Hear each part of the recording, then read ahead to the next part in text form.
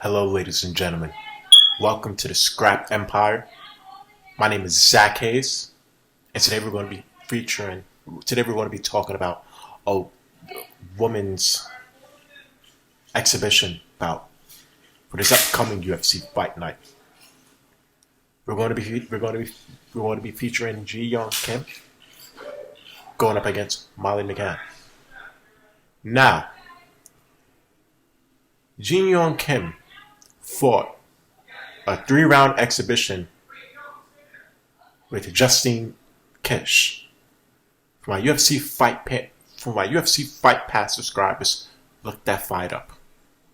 Watch the whole entire fight if you decide to watch the whole entire fight. I hope I don't come across as controlling.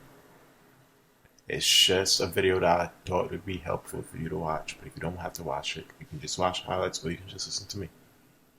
Whatever you would want, whatever makes you feel comfortable. Alright.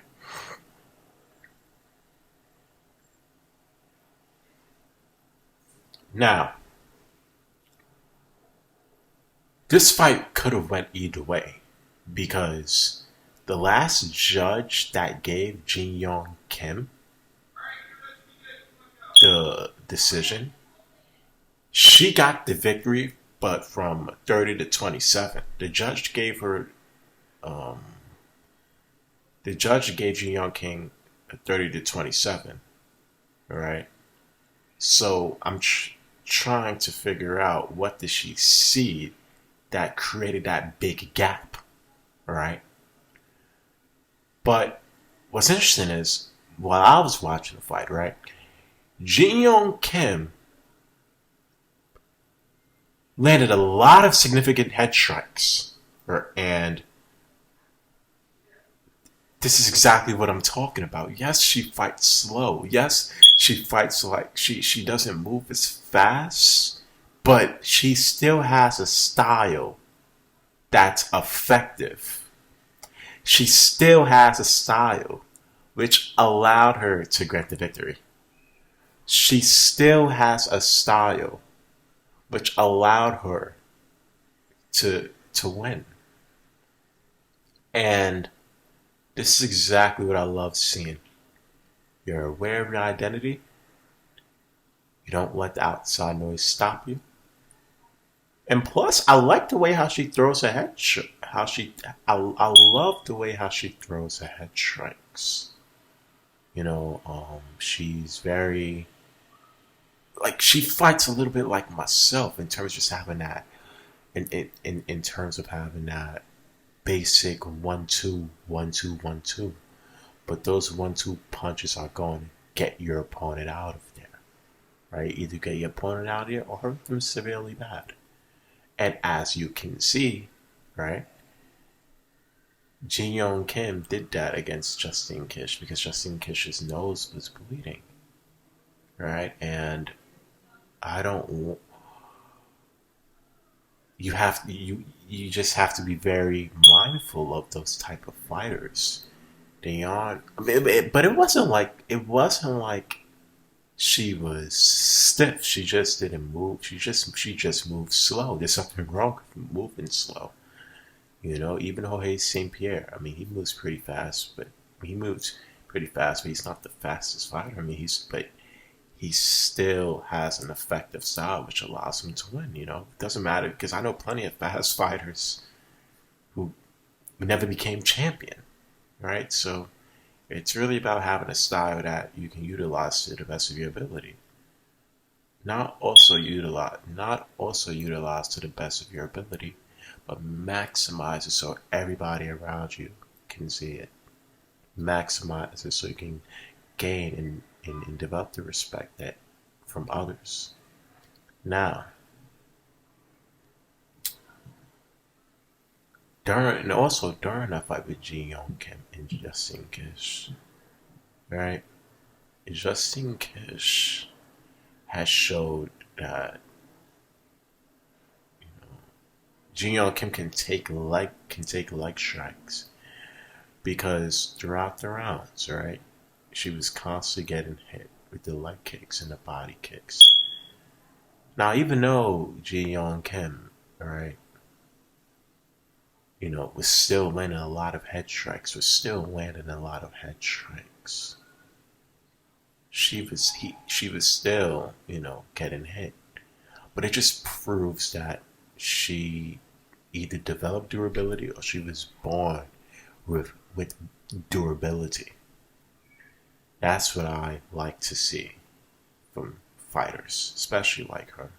She's durable and she has a style that's effective. Let's get started with Molly Mccann. All right, Molly Mccann, from a superficial aesthetic standpoint, she's literally like she's how do you say it?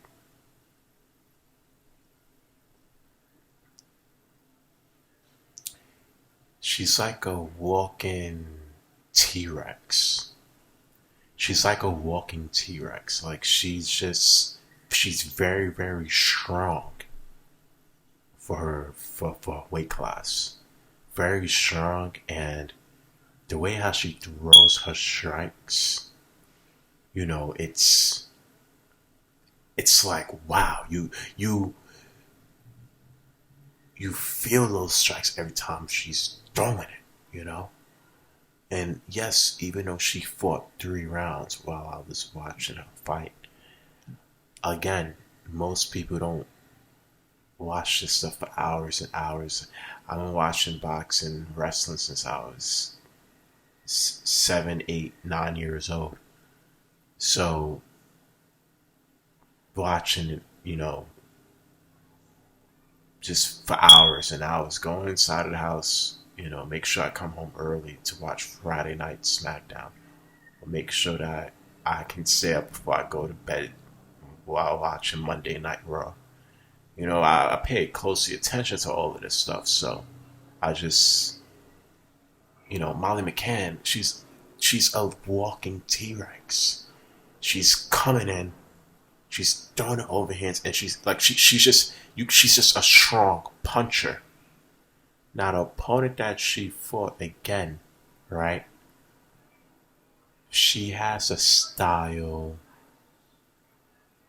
that was similar to Ji Yeon Kim. It isn't the fastest, but it's effective, right? Because even Molly Mccann, yes, she was landing plenty of strikes, but in between the rounds, whether it's round 2 or round 3, the opponent that she fought started developing momentum, right? And that's it. And those fighters who don't give you the best start but can finish, but the fighters that don't give you the best start but can give you a strong finish, you have to be mindful of those type of fighters, right? Because they're the ones who, like from perception standpoint, they're hitting their opponent and they're creating so much more damage, right, than all of the punches that their opponent's throwing at them, right? Similar to Roman Marquez. One of my favorite fights of all time is with Roman Marquez and Juan Diaz, because all of the rounds, right? Juan Diaz keeps on throwing shots. He was winning all of the rounds from the judges' scorecards, and then around between round 9 to round 11, Juan Marquez just knocked him out. And that's exactly what I'm talking about. Juan Marquez isn't the fastest fighter, but he's probably one of the most effective punchers we've seen in boxing history. So that's what I liked with Molly Mccann's opponent. But at the same time, Molly Mccann was still able to get the victory because just throughout the whole entire fight, yes, even though there was signs of her not,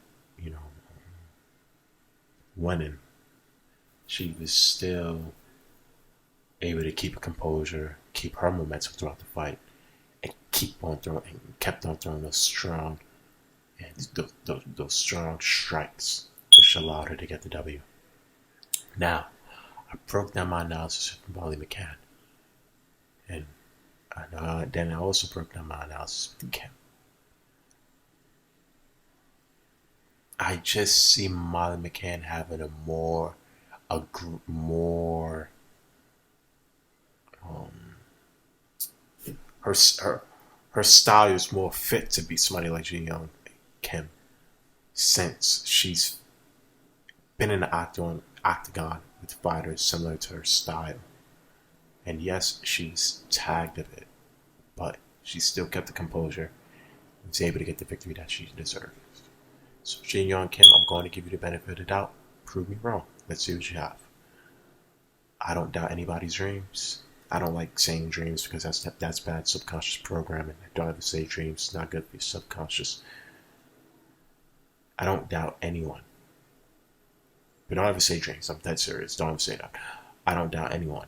But that's why you have to prove that the underdog can still overcome and not succumb to the loss. Now, on that note, ladies and gentlemen, thank you for watching my channel, The Scrap Empire. Please like, comment, subscribe to my channel. And please leave any constructive criticism or feedback that you think will allow me to help elevate my channel as well. Thank you all so much for watching my videos, watching my content. I'll be posting more videos soon. Thank you all so much. Bye-bye.